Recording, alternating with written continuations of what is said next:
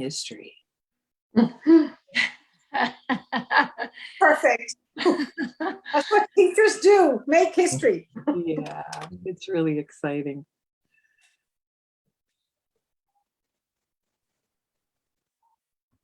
All right. I'm going to leap in here. Before we name ourselves, I want to name this place and acknowledge our position of privilege on the traditional lands of the Beothuk and the present-day lands of the Mi'kmaq, the Innu, and the Inuit. A land acknowledgement recognizes the longer history. I listened to Honorable Murray Sinclair today, and he talked about reaching beyond the colonization and the history of European colonies to uphold the significance of Indigenous peoples. In the days and weeks and months and years ahead, we have many opportunities to move forward in reflection, action, and reconciliation with Indigenous communities as we seek ways to heal with heart and minds together. Welcome to Teacher Tales on Tuesday. My name is Jan Bewley, and I'm fortunate to offer classes in literacy and drama education at Memorial University's Faculty of Education. I'm delighted to have 5 crackerjacks joining me tonight. We're awaiting Don, who's just fiddling with his audio. We're going to talk about reflecting on the legacy of teacher education in Newfoundland and Labrador, where we've been and where we are presently and where we hope to grow. Tonight, I have some questions for each of us to ponder. And I'm going to call on individuals to respond so we all have a chance to share and all help that happen. The Teacher Tales on Tuesday series is also being recorded, and there are people turning and tuning into the conversation right now as I speak. So let's get started. And Barb, I'm going to start off with you. I'd like you to think back to your beginnings as a teacher and share a little bit with us about what drew you to this profession initially. Okay, I was older when I started teaching. I had a career in banking, and my job was training tellers, and I thoroughly enjoyed it. So I started off with adult education, and I kind of liked that. And then I thought, yeah, but I need to get him a little earlier. I don't know why. So I decided that I would like to do high school. So I went back. I had my voc ed degree already. I went back and did some courses. And in 1990, I got hired. And I was 30 or 35. No, yeah, 35. So I was older, and I loved it. It was something that I realized that I wanted for my whole life. And I think I learned more than they did. Yeah. I had a beautiful school. It was the best school ever, but that's just that's what I believe. My students were fabulous. They were, kind and caring. And I just thought it was special. And they fueled your love forevermore. Yeah. Yeah, like I've been retired for 11 years and I'm still in contact with them. I still get invited to their showers and their weddings and find out what they're doing. So it's really, yeah, I was like, lovely. I had, 15,000 kids. That's great. Thank God I didn't. Thanks, Barb. Austin, how about you? Journeying back to your first attraction to the profession of teaching. What pulled you in? I believe it was part of my growing up in northern Cape Breton, and not having teachers for a number of grades because it was an isolated community. And developed a great love of reading because the bookmobile would come around on a regular basis. The students who didn't like to read got out all kinds of books so I could read them. And I think that led to a great love of teaching, and I've always been interested Recording in students. progress. When I heard Barb talking about her classes and wonderful children, I just wanted to very quickly mention that I finished my career in CBS as principal of a school in CBS, the most wonderful community, wonderful students, great parents, and a fantastic staff. But I also wanted to mention that it was in my first 2 years of teaching that I met my most wonderful student, the most gifted individual that I had ever run into. And this individual student was light years beyond most of the other students in electronics and in science. And we developed a kind of relationship where I was able to help him to progress in that. And he went on to compress the story very quickly to become a graduate of MIT and had a wonderful career in the electronics industry.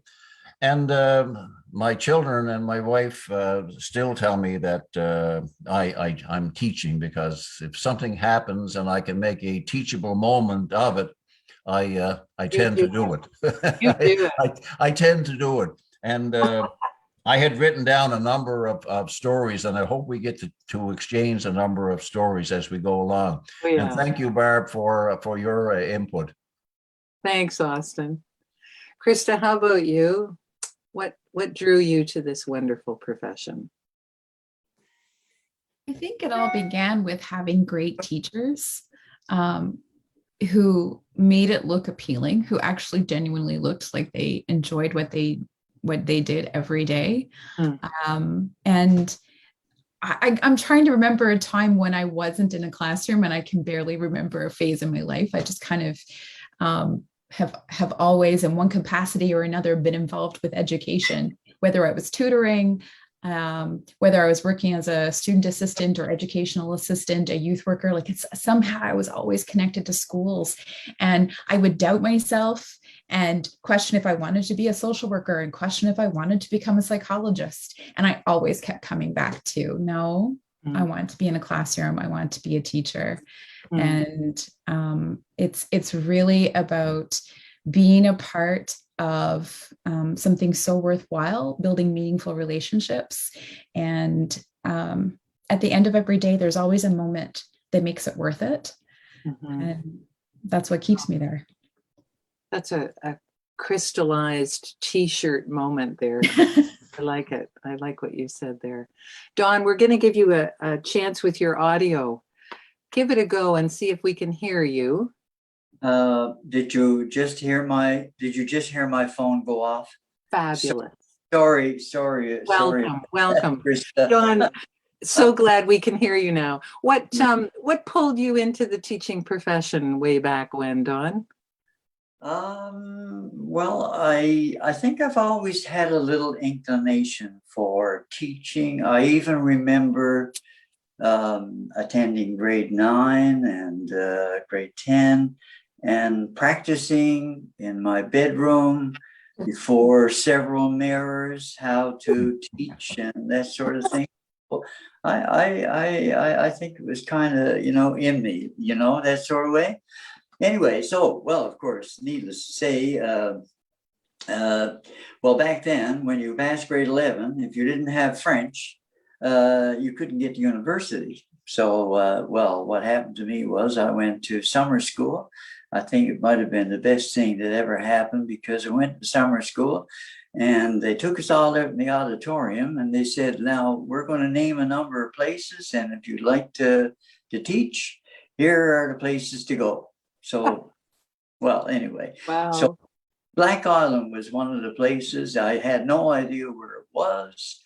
And so I had to find it on the map later, and took the train, went down there and had a lovely year, a great year, students great, and lonely for a little while, but anyway, I got over it. I can see the twinkle in your eye to this day. Dawn, were there teachers in your family that egged you on to do this, to pursue this profession? Yeah, there was a number. Yeah, there was a number of teachers in my family, but yeah, no, yeah, maybe so. They indirectly have kind of nudged me into the profession, and I had 30 years, and it's been a lovely. I can't remember one bad year. So, Thank you Yeah. for that. Janice, how about you? Over to you. Wow. I think back of over my schooling myself, and I think that probably had the biggest influence on me wanting to be a teacher.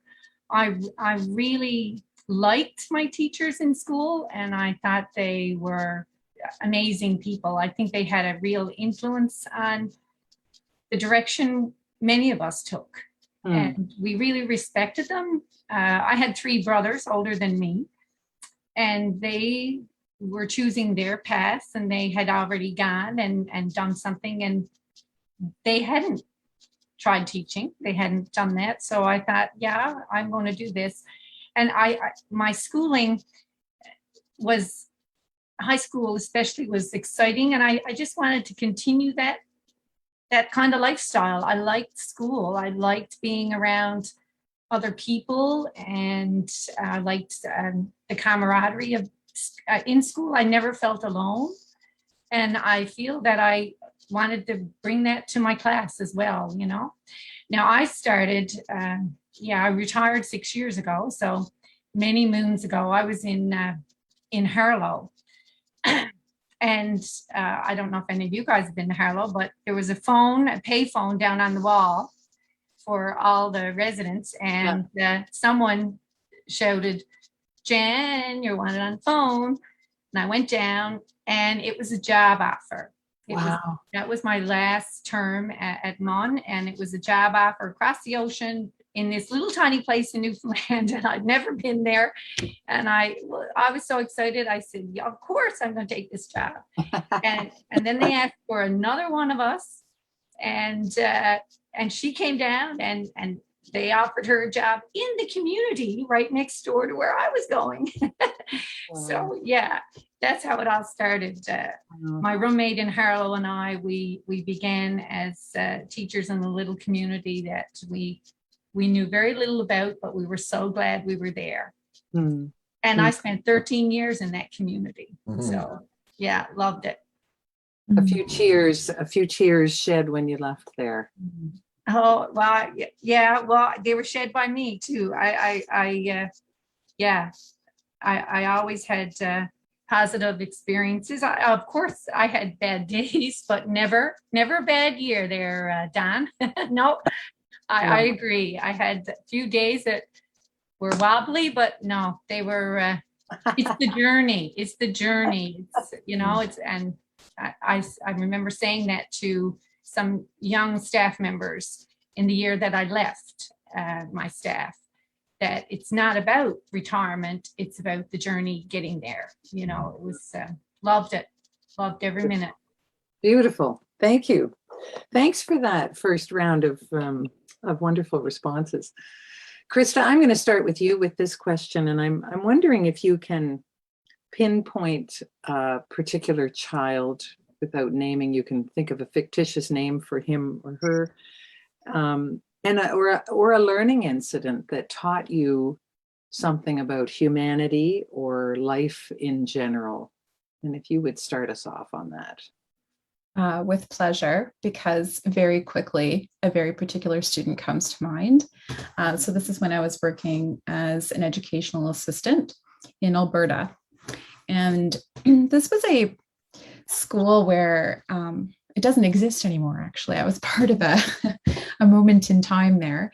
It was kind of a district site for students with high behavioral needs, that sort of thing.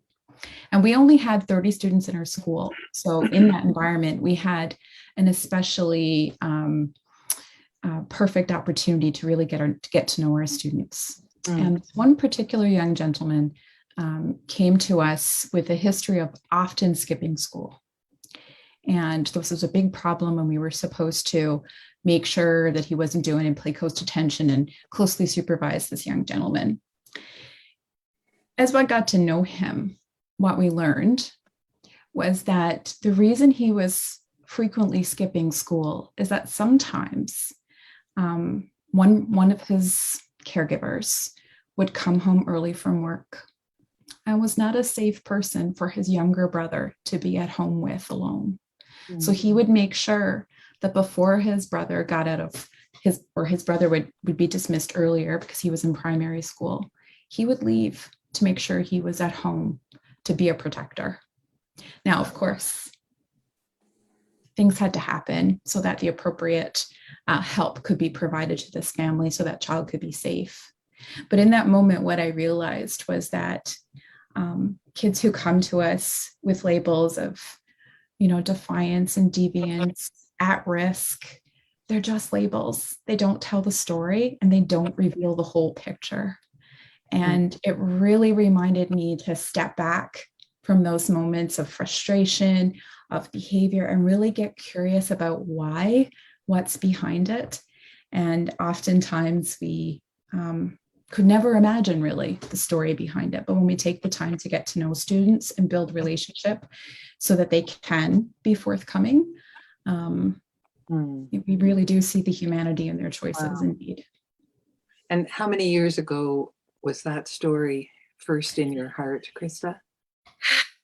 That story comes from my first few years working as an educational assistant. So we're talking, let's see, I was in China for 6 years. We're talking close to 20 years ago, between 15 and 20 years ago. And I will never, ever forget him. Popped into my mind instantly when you asked the question. Isn't that neat?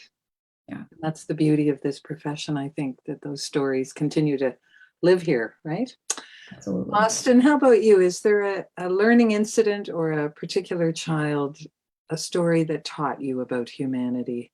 Well, I've been retired 23 years. I was a teacher for 29, 10 of which were administration. And there are so many stories. I knew something like this was going to come up, so I wrote down just some names or some incidents and so forth. But I'd like to focus on one, and that was back in 1969. So I go back a long way. My wife and I, after my first year teaching in Nova Scotia, I saw a newspaper advertising for teachers in Sault Ste. Marie, Ontario. Mm-hmm. I didn't know where it was, but I knew how to read a map. So we packed up and drove 2,500 miles to Sault Ste. Marie, and I began teaching there at double the salary I was making in Nova Scotia, which still wasn't very much. But in my first week, I met a young student. He didn't appear to be on the same plane as other students. He seemed to have some different characteristics than the other students in the class. And as I got to know him, I found that he had a huge interest in electronics, because he said to me, sir, your car doesn't have a back speaker. I said, no, Dennis, it doesn't. I can do that. So grade 7 now. So he put in a back speaker. And he told me the story of going to North Bay. And I'm talking here about potential and recognizing potential. Mm-hmm. He went to North Bay and his grandmother's TV wasn't working. There was a big line coming down the middle of it. And so his mom went to Walmart, so he took the TV apart. When she come home, the TV was on the floor in 1,000 pieces, and he put it together, put it in YouTube, and it worked like a charm. We got to know each other well, and he did certain things for me in the science program, like build a helicopter that flew, little one, launched rockets. Now we're back in 1969. So out on the school ground and launching this rocket that goes up a couple hundred feet, little parachute comes out and it drifts back down to Earth. I couldn't keep up with him. I didn't have the background knowledge that he needed. He could sit down and draw me a circuit board. Now, I don't know many people who can read a circuit board, let alone draw it. But he did that. And so we came to an agreement of sorts, and I would go to the library and I would get electronic books for him, which were at high school level or beyond. Sure. After he left me, he went to another collegiate where the teacher there recognized his potential and got him teaching electronics to the grade 10 and 11 students. He was in grade 9. Mhm. He continued with that kind of education until he eventually went to MIT and got his doctorate at MIT and came back. And I don't think he came back to the Sault Ste. Marie because I wasn't there anymore, but he did come back to that kind of profession and had an amazing career. And I think the good part of the story is that I'm still in contact with him. Wow. He was a wonderful, wonderful student, and he didn't fit the normal pattern, but you could actually look at him and see the potential that was there. What a And, beautiful story. If we have time sometime, with all of us, I'm sure we had the same kinds of stories and the same kinds of individuals and the potential that you see in them. Some of them with difficulties that have to be addressed, and these students who move beyond those difficulties And find their way and because find their way. the windows are opened, right? It's lovely. What a beautiful story, Austin. Barb, I could see you leaning in. You go next. Well, I can't pick just one person, but I can pick my program. So I developed a cooperative education program at our school in religious studies, which was basically unheard of. And I had 5 years of students, Mm. and they were so inspiring throughout the whole school, not just for me, but for the whole school, that we developed like so many volunteers from our school, because it was almost like a volunteer program, except they got credit. And I mean, they would go. Where did they go, Barb? Where did they My go school, as volunteers? they went everywhere. The church, senior citizens, daycares, Boys and Girls Club, the gathering, like wherever they could go. And then eventually, of course, we got career ed and they had to do volunteer service. But for the first 5 years, from 1993 to 1998, we did a co-op program. So it was, linked to a subject. And it was like we traveled to Cobourg, Ontario, and they fit in so well there and volunteered there. And then the people there came back to St. John's, and we hung out with Premier Tobin, and it was amazing. Like, it was like, oh, wow, this is like, and I think that's the part of teaching, that it was relevant. Like, no matter what I taught, whether it was English or world religion or literature, they always found the link. And I just thought that was like so wonderful that their education was relevant to them. And it was, I think, one of my brightest shining stars was that whole process of in class and out of class. Yeah. Learning something and then applying it to the real world. And putting. And I think it made me feel valuable for them. But for them, I think it was just, an eye opener that they could learn so much that was really needed in the world. That's so powerful. And you provided that. Probably pick 1 or 2 people from there, but it was 5 years of, and then of course the government funding ran out, but we kept ours for 2 whole years after, because it was so important to the kids. Yeah. It was. Thank you. Thanks, Barb, for that. Jan, over to you. What stands out for you? Wow, I've had so many standout moments. but I started out as a special needs teacher. So I was, yeah, my first position, remember going to the school, and actually I didn't even go to the school on the first day. I ended up, someone said it's the small white building on the lower road, and I went and knocked on the door, and two gentlemen came out, and they were the maintenance men for the school board, and they said, no, this is the machine shop. The school is just over the road a little bit. So I went over. It was a 3-room school, and yeah, my classroom at that time was and things have changed so much, but my classroom was in the basement, and it was a self-contained special needs room. I had some beautiful children in my class, and I think we had so much freedom back then that I did things probably with my first class that I would probably never do again, because we were just close knit. And yeah, I remember taking them trouting. Went to the river with them one day. The principal said, yes, you know you can go take them, and we went, and we had a glorious day in the river and got a few fish. As a matter of fact, I had 5 boys and 1 little girl. And the youngest little boy, I didn't know that he was allergic to fly bites. And oh my goodness, by the time we were ready to go back to the school, his poor little eyes were swollen shut. Yeah, and it was, I have so many wonderful, like, just fun things that I have memories of.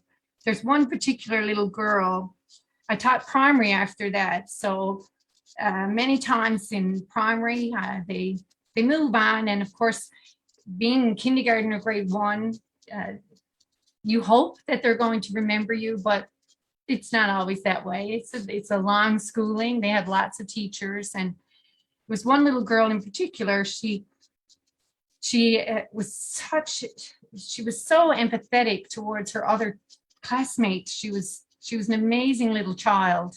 If anybody needed help, she would always reach out to them. And I remember through my years in that primary school, while she was there, she always made sure she came back with a Christmas card.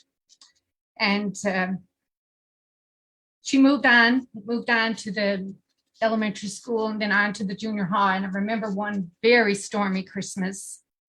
We were just leaving school. School was out, and it was after lunch, and there was a tap on my classroom window. And this was Sydney with my Christmas card.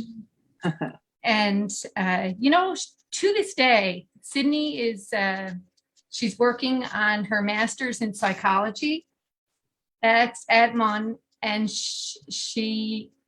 we still share a Christmas card. And I spoke with her mom a couple of Christmases ago, because I was afraid that I was missing her if I sent it to her home address. And she said, oh my gosh, Miss Walsh, she can't give that up. She's afraid to give that up now. Yeah.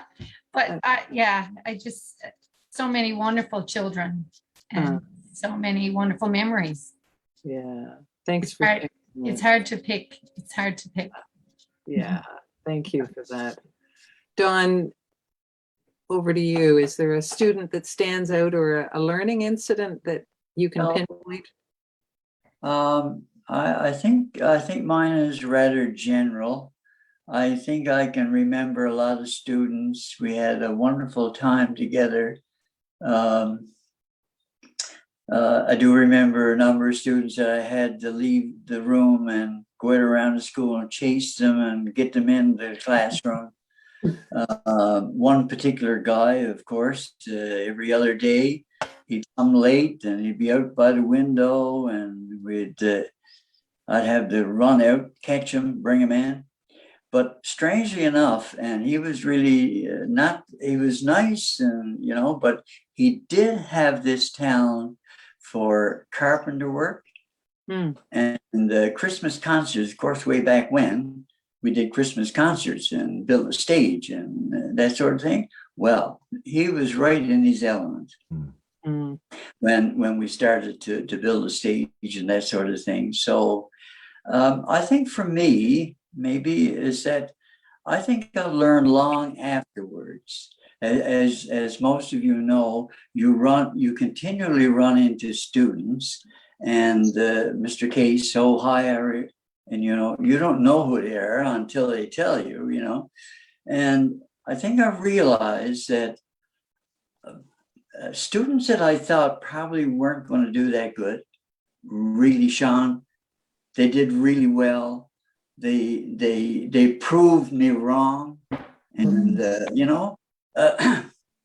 and I think that was the learning for me. You can never ever say somebody is no, you're never going to do that. That can never be the case, right? Because they probably will. Yeah. So anyway, it was a wonderful time for me as well. That's lovely.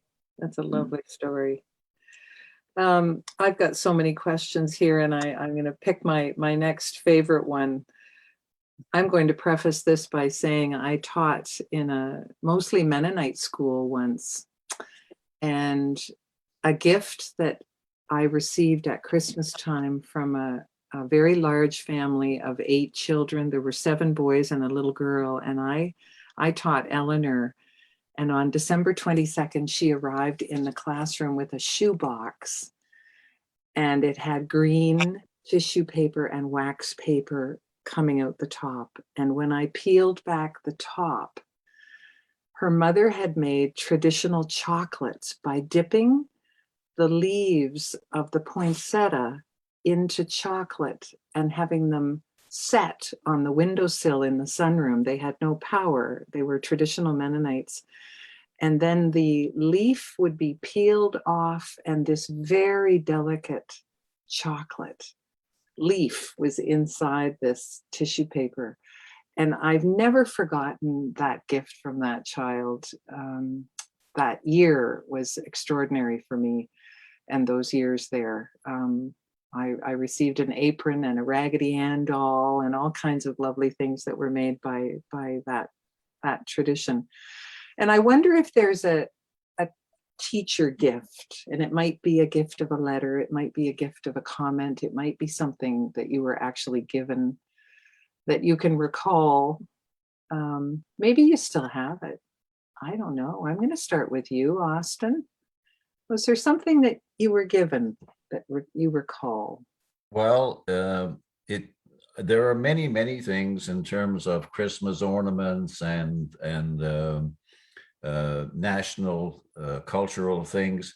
But I think, and I was thinking about this one today, a number of years ago, I was living back home in Nova Scotia, and I came home here to Newfoundland for Christmas, and my daughter, at my daughter's place, and the phone rang one evening, and she said, "Dad, it's for you." So I picked it up, and I still to this day don't know how this former student got the number. I just don't know. But he said, "Mr. Holly," and I said, "Yes." And he said, "This is Michael," and he gave me his last name. And he said, "Do you remember me?" And I said, "Oh, yes, I remember you." At that particular time in my school, I guess you would say in terms of discipline, he was the king of the undisciplined students. Uh-huh. And he left school. And when he was leaving, as he was going out the door, I happened to be on lunch duty or whatever it was. And I said to him, "Mike, you really should consider staying in school because, down the road, you're going to need that education." And he said, "No, I'm going." So he went. And I, of course, totally lost track of him. This phone call, he said to me, "Can I meet you for breakfast?" So I met him for breakfast at the hotel up on Kinmount Road. When he came in, the businessmen in the area, in their booths, stood up and shook hands with him as he was walking by. And he sat down and he said, "I want to tell you a story. My mother didn't want me. I was kicked out of the house when I was 11. I hitchhiked to Toronto when I was 15. The police found me under a bridge and took me to a halfway house that looked after me and fed me and clothed me. And he said, eventually I made the decision to go back to school. And he said, every year I come back to Toronto and I give a donation to this halfway house to help them with their work. Mm. He said, I remember when you said to me that I should stay in school because I would need the education. I went back to school, I got my degree, and now I own, and he told me, I'm not sure if it was 4 or 5 companies, and I'm doing very, very well. Hmm. And I was blown away because, well, especially first of all, when everybody in the place, all the businessmen in the place who were having breakfast got up and shook hands with him when he came in. And the respect and the fact that he had the ability or the fortitude to pull himself up by his bootstraps and do something with himself and go back to school and make a success of himself. That's one of the greatest gifts I think that you can see. And just another very quick one. There's a young boy in another school I had, and he was in special education, but he always felt that he could do better. And when he got to the end of grade 7, he had a wonderful teacher. It wasn't me. He had a wonderful teacher. He finished grade 7, went back into the academic stream. The next time I saw him was his graduation at Brother Rice. Wow. And he had come all the way from having difficulties in academics to graduating from a regular academic program in grade 11. Those are great gifts. You can't put a price tag on those. Mm. Yeah. Thanks for that, Austin. Krista, over to you. Is there something that stands out? Yeah, well, I have a flood of images in my mind of different gifts that I've received and the stories that go with them. I mean, there's even this, I got a little bent in my bag, but even this little, origami that a teacher gave me or a student gave me just last week. But I think the one that stands out the most, so it's actually back in the same school that I was referring to earlier in the previous story. And this young boy, he was in grade 7, and, he was just a little guy, but he had like the ginormous attitude. And no matter what I tried, I just could not connect with him. There was this wall up. The behavior issues were huge as his attitude. So I was working so hard to get through to him. And somewhere along the line, I heard that he really liked the show SpongeBob SquarePants. At the time, it wasn't as popular as it eventually became. I had never heard of it, but I searched it up and recorded some episodes, started watching them. I learned the theme song. A group of us teachers got together and ended up singing the theme song in one of the Monday morning assemblies, which I did catch a little kind of smirky smile on his face that day. Months later, there's a CD on my desk, like one of those, so I'm dating myself a little bit here, but like a burnt CD back when that was a thing that teenagers did. And so I stuck it in my car, and it was labeled on the back, the various songs, extremely inappropriate gangster rap. But in the middle of this CD, I'm like skipping through these songs in my car on the way home at the end of the day. And in the middle of these rap songs is the SpongeBob SquarePants theme song. This was months later. And that to me told me that he got it. He saw the effort to connect and to reach out in that tiny, what I thought so insignificant, maybe ineffective way, but it did reach him. And that was like his little acknowledgement. And yeah, like I still have that CD. I will never part with it. And yeah, it taught me so much in that moment. It was just such a moment of reflection, and it was so incredibly unexpected. Yeah, lovely. He was saying, I'm here. And you're exactly. Here. Yeah, that's lovely, Krista. And thank you for seeing me. Yeah, exactly. Exactly. Barb, over to you. Well, there are all kinds of things that we get at Christmas, and, all parents and everything. But you know what? I think the best gift I was ever given was the respect my students gave me. Mm. I think that made it made my day. It made my career. When I retired, students came from, the first year I was there in 1990 to like 2011. It was that, to me, was a gift to honor my career. And I don't think I could ever have been given a more beautiful gift. Mm. I think it was just, it really made my teaching career special.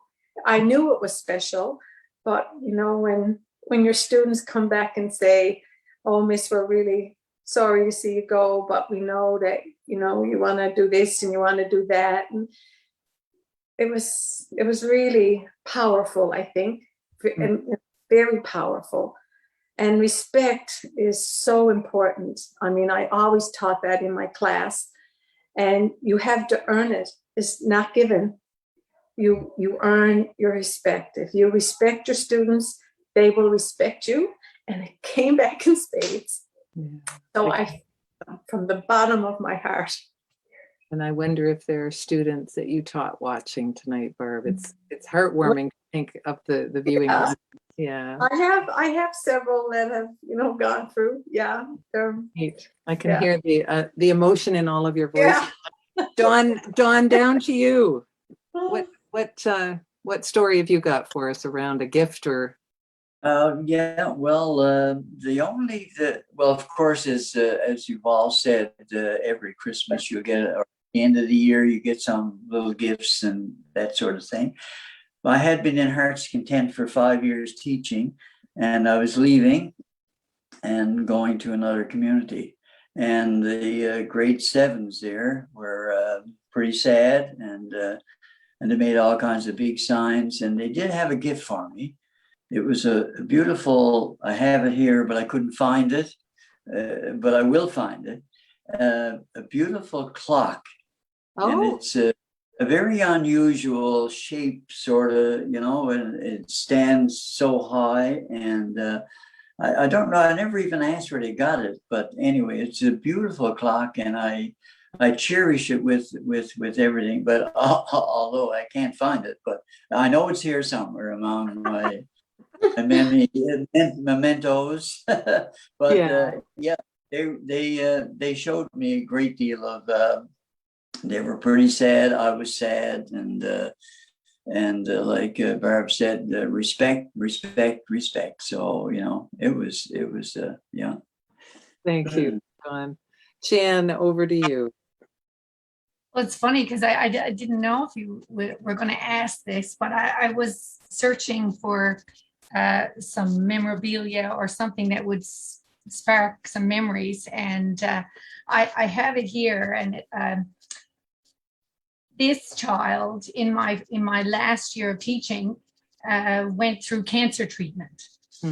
And she's doing well. She's doing really well, and I believe she's in, I don't know, grade 9 or 10 now. She's doing wonderful.